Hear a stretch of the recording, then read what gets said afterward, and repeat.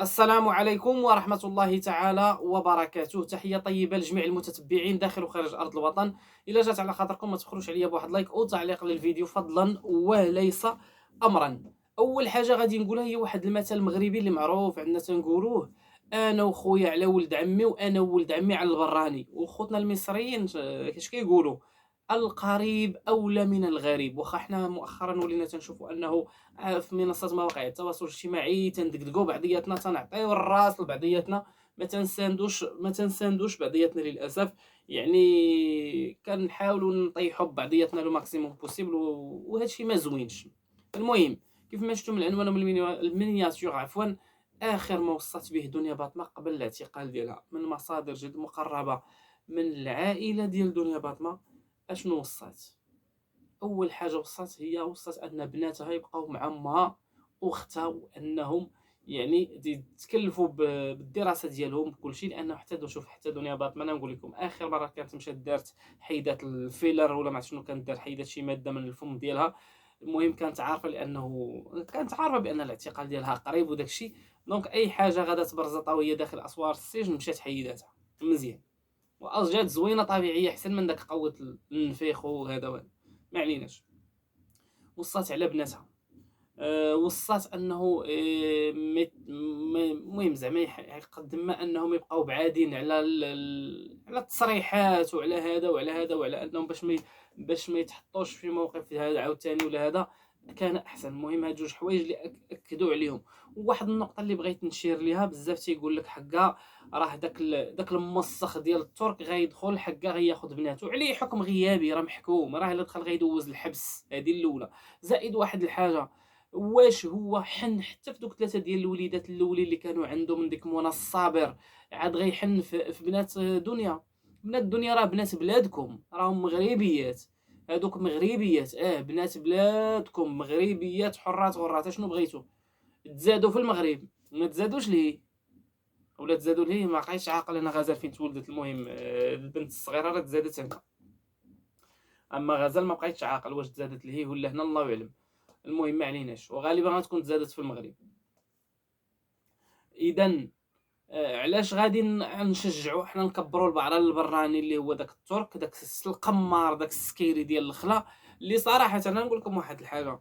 شتي هو من بين الاسباب اللي خلى دنيا توصل لهذا الشيء اللي وصلت ليه، هو لانه واحد السيد اللي كان قمار وخمار، قمار وخمار، قمار وخمار. وركزوا لي على هذه الكلمه ديال قمار وخمار، ماشي قمار وخمار ديال الخلا، هو اللي وصل دنيا باطمه لهاد الماصل هادي. اما نورمالمون ما كانش غادا توصل لهاد الشيء كاع، لانه هو كواحد الزوج، كواحد السيد، خاصك تقابل وخاصك يعني خاصك تجيغي وخاصك تنصح مراتك شنو دير وشنو ما ديرش. ماشي انت كتشوف مراتك غاده للهاويه وغادي مخليها، لا بالعكس. خصني نوقف مع مراتي ونساندها ونقول لها شنو نديرو شنو ما نديروش، هذه كدار هذه ما كدارش، فهمتي؟ هكا خاصو يقدم لها النصيحه، ماشي يخليها هي مقدمه ويزيد يقدم فيها، زيدي عاد قدمي، لا لا. المهم بزاف ديال الاغلاط انا تنحملهم محمد الترك. والناس اللي كيقول لك حقا والواد غياخذ بناتهم، ما غادي ياخذ لا بناتو لا الباكور الهندي، واخا دوز حتى 20 عام ديال الحبس ما عمر هذوك البنات يفرح بهم. حاليا هذيك حاله الترك، ها هو ملي مشى رجع للخليج، عمرها دارت معاه شي ستوري؟ عمرو تصور معاها؟ صافي البنت صافي نفراتو، يعني صافي عرفوه انه مصلحجي. ملي كانت هو علاش كان جاي للمغرب وجالس في المغرب مالك على سواد عيون المغاربه، وما تيضحكوني غير العاهرات والفاسقات الفاجرات اللي كيتفرجوا فيه وكيدعموه. فاسقات وعاهرات. لانك باش تشجعي واحد الكلب خانز، واحد الحلوف ضد في بنت بلادك، عرفي راسك عاهره من الاخر سالينا. ما كاين شي مصطلح مؤدب غادي نقولوا من غير هذا. عاهرات فاسقات فاجرات من الطراز الرافع، بغيتو ولا كرهتو. طيروا ونزلوا، نديروا نقولوا اللي عجبكم ولا ما تقولوش، هذه كتبقى حقيقه. لانه لو كان كنتو بنات الاصل، جيتو بنات الاصل والمفصل، كي غنقولوا لو كان جيتو بنات الاصل والمفصل ما غتساندوش البراني على الاقل. حتى الا ما كانش عندكم مع بنت بلادكم، ماشي كوميم تكمشوا، سكتوا، نربط الطعم صافي، ميكو دوزوها بجغماد الماء.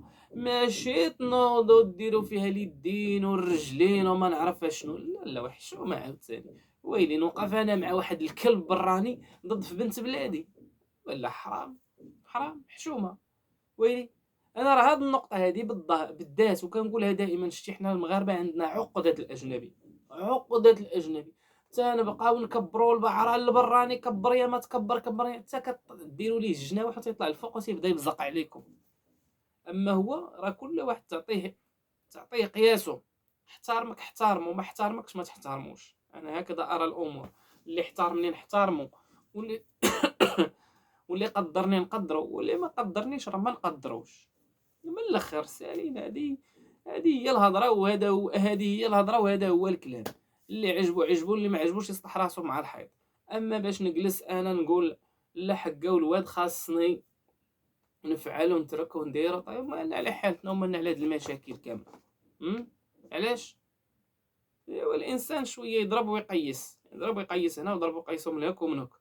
ماشي حقا والواد لا حقا دنيا ما دنيا. شوف شتي الناس اللي كلاو وشربوا على ظهر دنيا، إيه، والله القسم على ديك السيده لا خاص، والله الا خاصكم تمشيو تبوسوا لها يديها وراسها ورجليها.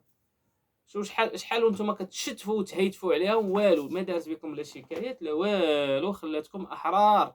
مع العلم انه داكشي اللي تقال في الدنيا باطنه، والله القسم الا صيفط بنادم عامين الحبس. واش منك يا سب، واش منك يا قذف، واش منك يا تشهير، واش منك يا ادعاءات كاذبه، واش تهم ثقيله جدا. حتى امها وباها ما خلاوهمش في الثقه، حتى امها وباها ما خلاوهمش في الثقه.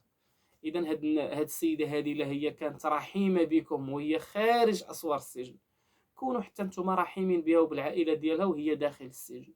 رحموها كيف ما كانت كترحماكم هي هنا هذا، نتوما رحموها وتعاملوا معها. ماشي تجلسوا تشرقوا وتقطعوا في السيده. حرام والله الا حرام بالله وحشومه وعيب. المهم هادشي الا بغيتو ديروه باصلكم وفصلكم، اما الا ما بغيتوش شغلكم هذاك، انا ما غاديش نزيدكم الا الخير والاحسان. انا شخصيا تنشوف بانه يعني دنيا داك هاد الظلم وهاد الحقره يعني بزاف بزاف كاع. ويلي واخا تكون هاد السيده، شوف واخا تكون ما عرفتش، شوف واخا ما نعرف شنو تكون دايره لكم، يعني ماشي حتى لهاد الدرجه. يعني ما يكونش بنادم، ما يكونش قلبه قاصح ومحجر حتى لهاد الدرجه. شنو دارت، شنو دايره كاع، شنو دايره قاتله كينيدي؟ والو، راه بنادم كلشي تيغلط وتيهذا، ولكن بحكم انها مشهوره وواحده لكم في القرشوطه يعني للاسف، للاسف.